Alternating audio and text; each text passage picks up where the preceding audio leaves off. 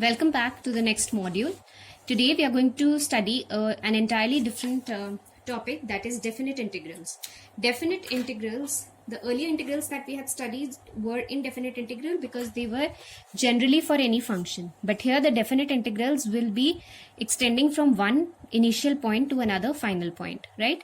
So a definite integral is represented as the sign of integration a to b, where a is the lower limit and b is the upper limit, fx dx, right? Now in case we are going to do a limit of a sum, these are important questions and are frequently asked in the board exams, right? So if any particular function, if you have to calculate its integral using limit of a sum, so remember it has to be done with a formula and not directly, right? The formula for the same is b minus a, that is upper limit minus lower limit, limit n tends to infinity, where n mentions the number of terms that are to be integrated together, 1 upon n, f of a, that is function, value of the function at x is equal to a, plus value of the function at x is equal to a plus h, so on till f of a plus n minus 1 into h, right? Here h is equal to the difference of upper limit and lower limit divided by the total number of terms that are to be integrated, that is b minus a upon n, right? So let's, as an example, let me take the very first question of exercise 7.8, that is a to b x dx, right? Using the formula b minus a, limit n tends to infinity, 1 upon n fa plus f of a plus h plus f of a plus n minus 1 into h. Now this is b minus a because already the upper and the lower limit are not in numerical terms, they are in terms of b and a only. Let us put the entire formula till 1 by n as it is. Now the function is x. So value of the function at x is equal to a is a, plus value of the function at a plus h is a plus h. Value of this function so on till a plus n minus 1 into h is same to this, right? Now we'll continue here till 1 by n as it is in the formula, right? Now if I see I have to add up a how many number of times? I have to add it n number of times. So if I'm adding it n number of times, the entire sum becomes n into a, right? We all know this. If we are adding a term, suppose 10 times, right? So the term into 10 will give us the entire sum of that, of those terms, right? So when a is being added n number of times, its sum will be na, right? Plus, now we have added a, what is left? It's the h term that's left. Here we have a plus 2h. So if I take h as common, what do I have? 1 plus 2 plus 3 till n minus 1. So what are we doing here? We are finding out the sum of first n minus 1 terms. Remember in class 10th in AP we had done sum of first n terms. And what is the sum of first n terms? It's n by 2, n plus 1. Remember, if we are adding first n terms, right, till n. Okay, so we already know what is the sum of all these n terms. It is n by 2, right, a plus l, that is first term plus last term, that's n plus 1. So n by 2, n plus 1. But remember in this case, the number of terms are n minus 1, 1 less than n. Okay, then n gets replaced with n minus 1 in this case. So that's n minus 1 upon 2, n minus 1 plus 1, that's n. So here, what will be the sum? The sum would be 1 upon n, na, plus this h remains as it is. We have n into n minus 1 upon 2 as the sum of these first n minus 1 terms, right? In the next step, I have taken n common from here and n common from here. So what am I left with? It's a plus h, n minus 1 upon 2. This n and this n gets cancelled, right? Next step, I replace the value of h. What was h? I had taken b minus a upon n. So here I replace h with b minus a upon n. And here it is n minus 1 upon 2. So we have a plus b minus a. Multiply these two. So that is 2n. Now, since I know that limit n tends to infinity, what do? I take n common from here. So that becomes 1 minus 1 upon n. this n and this n gets cancelled. So we have a plus b minus a upon 2. And if I put n is equal to infinity, remember 1 minus 1 upon infinity is 1 minus 0. So here, what are we left with? We are left with a plus b minus a upon 2 only. B minus a as it is, and here a plus b minus a upon 2. We take the LCM now, so this is 2a plus b minus a. So we have b minus a into b plus a upon 2, that is b square minus a square upon 2. If we want, we can check our result also. How do we check our result? Remember, the function was x dx, and this is a to b. So in case of definite integrals, which we will do questions similarly in the next exercise, remember, integration of x is x square by 2. So we put our upper and lower limit likewise. Now this is equal to b square upon 2 minus a square upon 2, or simply b square minus a square upon 2, right? So usually when we are finding out our integration and it's we are having the limits, so we put the upper limit first in the given integration, and then we take another term replacing the variable in the integration by the lower limit, right? So we get b square minus a square upon 2. Why do we call them definite integrals? Remember, because we have defined a particular range for which this integration has to be found out. Therefore, they are known as definite integrals. Another thing, as compared to indefinite integrals, in indefinite integrals we make use of an arbitrary constant, but in case of definite integrals we don't make use of an arbitrary constant. I hope that's clear. All right. In question number 3, remember question number 2, you can simply do it because it's 0 to 5 x plus 1 dx, right? So you can try it by yourself. We'll come to question number 3, right? So in question number 3, we have our lower limit as 2, the upper limit is x square dx. Now how do we find it out for such terms? Remember, the formula remains same, b minus a, limit n tends to infinity, 1 upon n, f a plus f of a plus h plus f of a plus n minus 1 into h, right? The function has changed here. Now instead of b minus a, remember my b is 3 and a is 2. So h is 3 minus 2 upon n, that is 1 by n. Likewise, b minus a here is 1, limit n tends to infinity, 1 upon n, f of a means we are replacing the function with x is equal to a. What is a in this case? 2, right? So this becomes 2 square plus f of a plus h. So that is 2 plus h, and function is x square. So putting 2 plus h in x, so we have 2 plus h whole square. Likewise, the other term till f or x, we have a, that is 2 plus n minus 1 into h whole square, right? So we have a plus n minus 1 into h whole square. So that is 2 plus n minus 1 into h whole square, right? So this is limit n tends to infinity, right? This is 1 by n. Now we have 2 square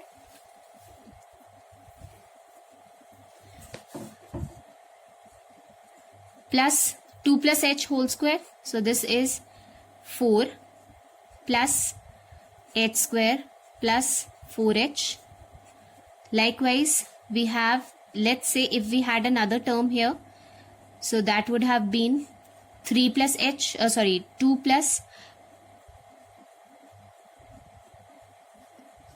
this is f of a plus h, f of 2h, right? So that would have been 2 plus 2h whole square, right? So if I open that, that would have been 4 plus 4h square plus 8h, right? So on till we have 4 plus n minus 1 h square plus 4 into n minus 1 into h, right? It will expand till here. Now, let this be limit n tends to infinity 1 upon n. Let's not touch upon that. Now 2 square, 4, 4, 4. As we can see, this is 4, this is 4, this is 4. 4 is being added how many times? N times. So the very first term is added n times, so it becomes 4n. Plus, now if I take h square as common, remember if I take h square as common, coefficient of h square is 1 here. Coefficient of this 4h square is 2h square. Likewise, we have other terms still, n minus 1. Right? N minus 1 square. Okay? Then, another is the coefficient of h. Coefficient of h here is 4. Right? So, it becomes 4.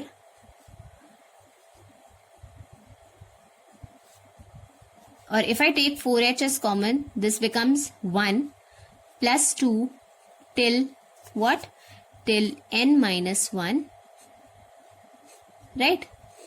So this is all we have. First of all, we have taken the first terms, that is 4, 4, 4. We can see it's there in every term. So it is being added how many times? N times. So we write it as 4n. Then we have the second term, that is h square. If I take h square as common, coefficient of h square is 1. It is 4. Next, it will be 9. So it can be written as 1 square plus 2 square plus n minus 1 square. Then the third term, we can see 4h. So I can take 4h as common.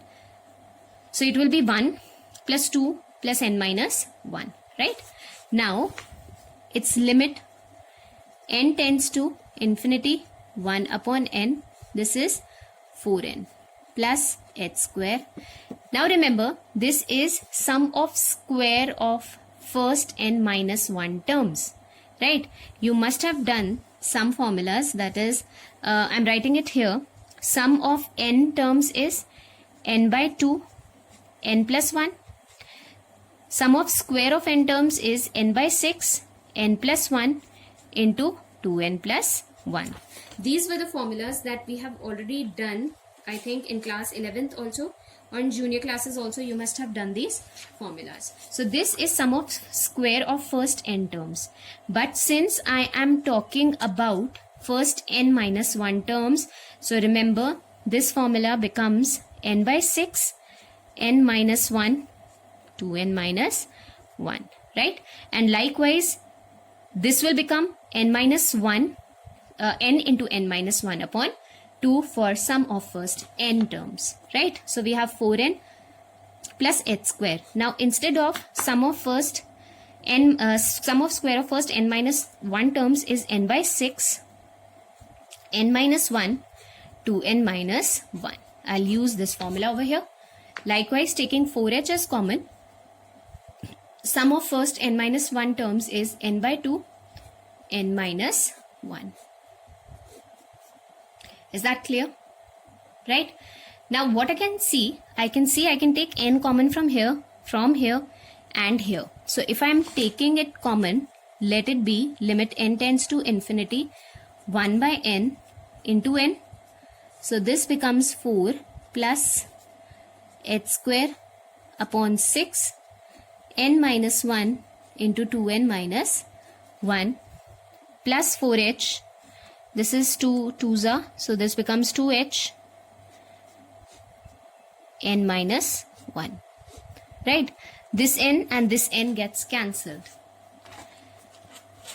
Now my next step would be, I'll simply write down limit n tends to infinity 4 plus h square upon 6 n minus 1, 2n minus 1 plus 2h n minus 1. Right? I can do one thing. I can replace h with 1 upon n, because initially I had found out 4 plus h is 1 upon n. So h square would be 1 upon n square into 6. Right? At the same time, I can take n common from here and n common from here. So it becomes n square, 1 minus 1 upon n, and this becomes 2 minus 1 upon n, right?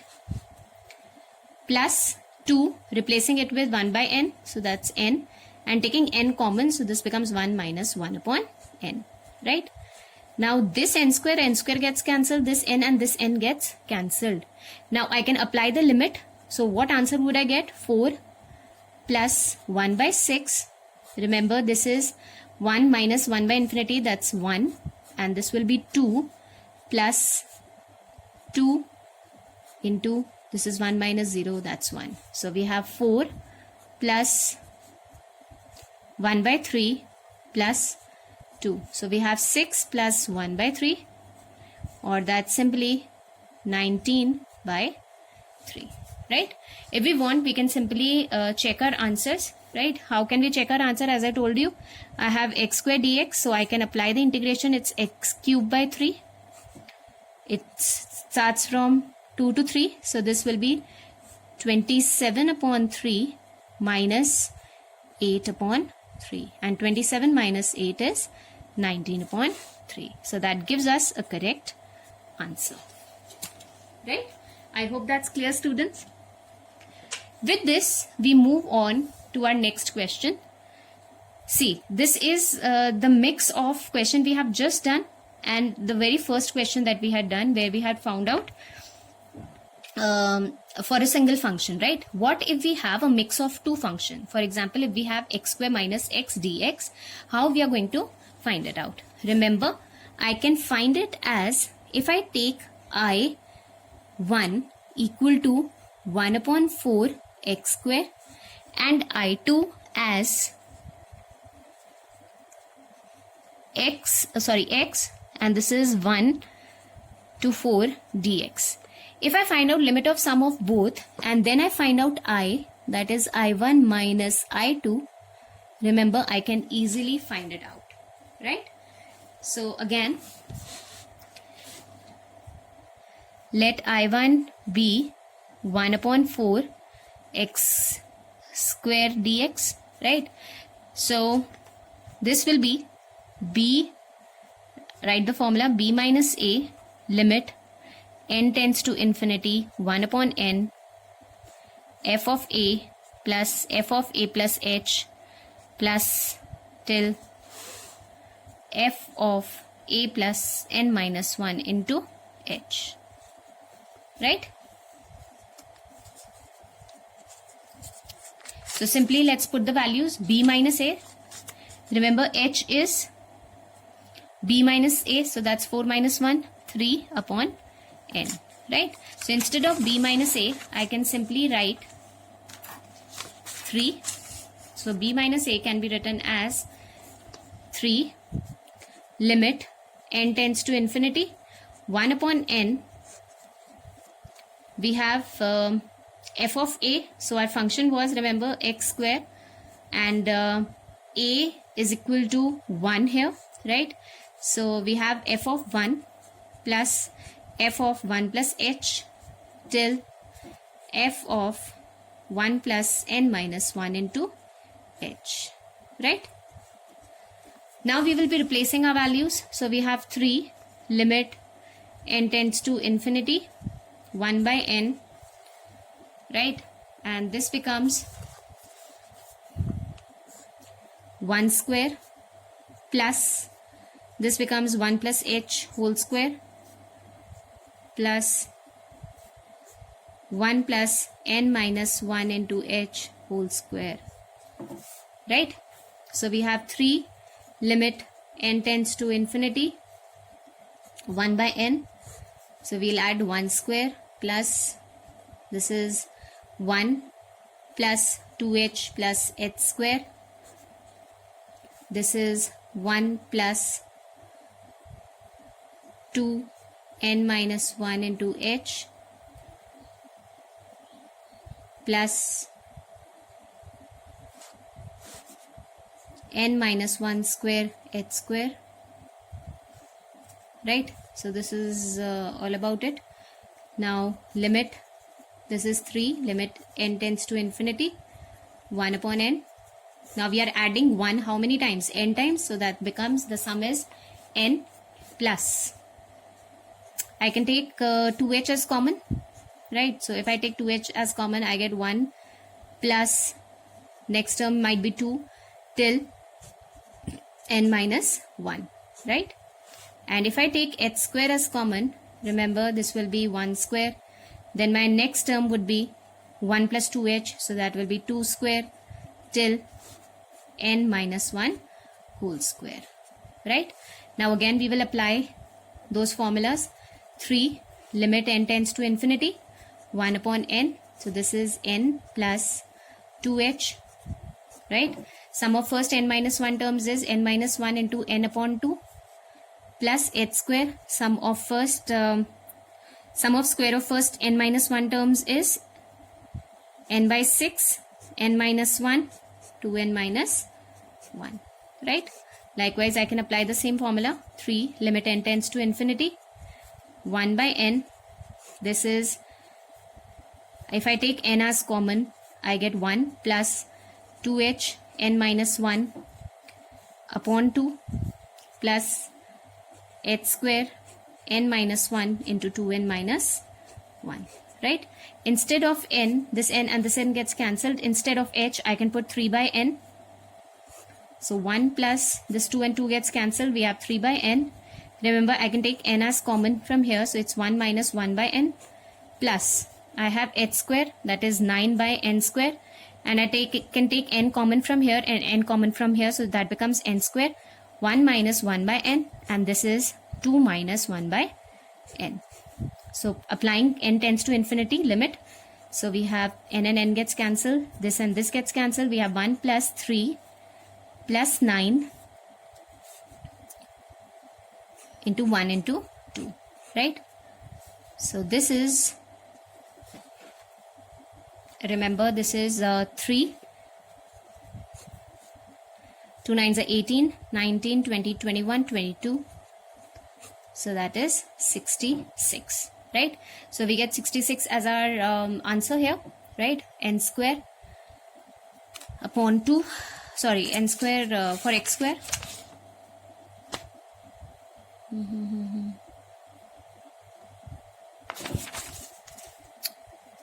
On 6. We have a 6 over here, right? So this is n by 6, so that's 2 by 3 and 3 and 3.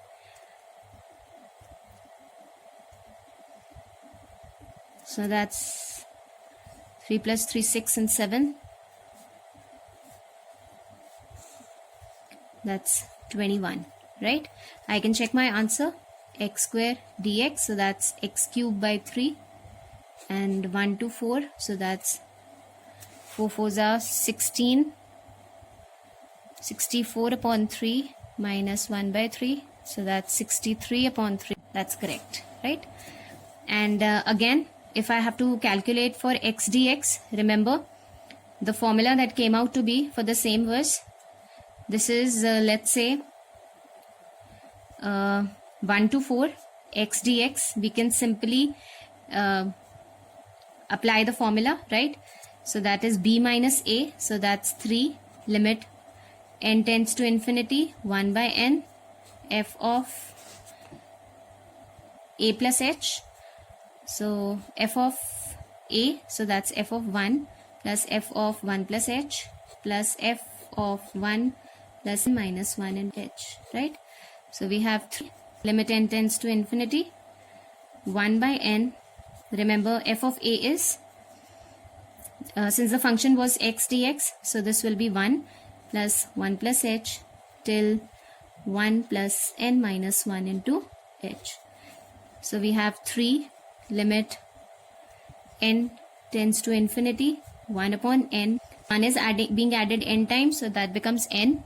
And then if I take h as common, first of sum of first n minus 1 terms will be this, right? So if I go by, if I take n as common, I have limit n tends to infinity.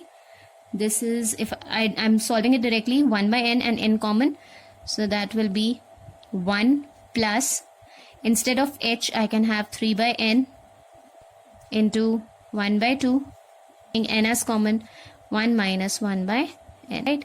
And n gets cancelled, so we have 3 putting n tends to infinity over here, so this becomes 0. So we have 1 plus 3 by 2, right? So 1 plus 1.5 is 2.5, that's 5 by 2. And 3 plus 5 by 2 is 3 into 5 by 2 is 15 by 2, right? And this is what we get the answer, 15 by 2. Now remember, our integration was, this is what we did was I2 and this was I1, right? So simply we'll be doing I is equal to I1 minus I2, right? Or I2 minus I1, whatever I have taken. I think I have taken this as I2 and this as I1. So whatever it is, so you can take it likewise, I2 minus I1, that is 21 minus 15 upon 2. So that is 42 minus 15 upon whole upon 2, which is 7. 27 upon 2. That will be our answer. This is how we are going to do such questions. Alright. Moving on to question number 6. Question number 6. We have 0 to 4 x plus e to the power 2x dx. Right. Now in such questions, remember 0 to 4 x plus e raised to power 2x dx. We can do it by b minus a. So that will be 4 minus 0, 4.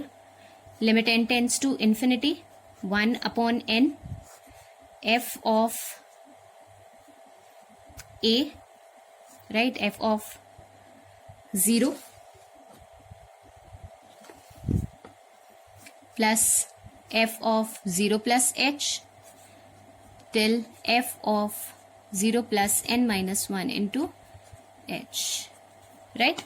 So likewise I can do it for my first, that is for x dx, right? For x dx, remember my answer is going to come as b square minus a square upon 2.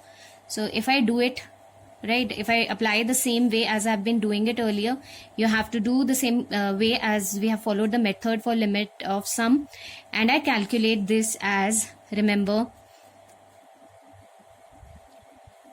that is 16 minus 0 upon 2. So this comes out to be 8, right? And likewise for e to the power 2x dx. Let's learn it for this. How are we going to find it out? Similar way, apply the same formula, b minus a, limit n tends to infinity, 1 upon n, f of 0 plus f of 0 plus h plus f of 0 plus n minus 1 into h, right? This way. Now instead of b minus a, I can write 4, limit, remember h here would be b minus a upon n, that is 4 upon n. So we have limit n tends to infinity, 1 upon n, f of 0, this will be e raised to power 0 plus e raised to power 2 into 0, that will be 0. So this is e raised to power 2 into 0 plus h. Next will be e to the power 2 a plus 2h, so that's 0 plus 2h, and so on till e to the power 2 0 plus n minus 1 into h, right? This is what we are going to have. 4, limit n tends to infinity, 1 upon n. So this is 1 plus e to the power 2h plus e to the power 4h plus so on till e to the power 2 into n minus 1 into h, right? Remember, what is this? This is, if I say 1 plus e to the power 2h or e to the power 0, it would have been, right, e to the power 2h, e to the power 4h. These terms are in GP. They are no more in AP. And sum of n terms in a GP are represented as a r to the power n minus 1 upon r minus 1, right? Sum of terms in GP, right? So I can write it as 4, limit n tends to infinity, 1 upon n. This can be written as 1 r to the power n. that is e to the power 2h into n minus 1 upon e to the power 2h minus 1. Right? Here r would be what? E to the power 4h upon 2h. That is the common difference. That is r. So simply we will apply the formulas over here. So this is 4 limit n tends to infinity 1 upon n e to the power 2. Instead of h I can put 4 upon n into n minus 1 upon e to the power 2. This is 4 upon n minus 1. Right? Now here we have this as 4 limit n tends to infinity 1 upon n as it is e to the power 8 minus 1 upon e to the power 8 upon n minus 1. Right? Now what I can do is I can multiply this term with 8, right, and divide it by 8, right? So what I can write this as, remember this can be written as 4 limit n tends to infinity 1,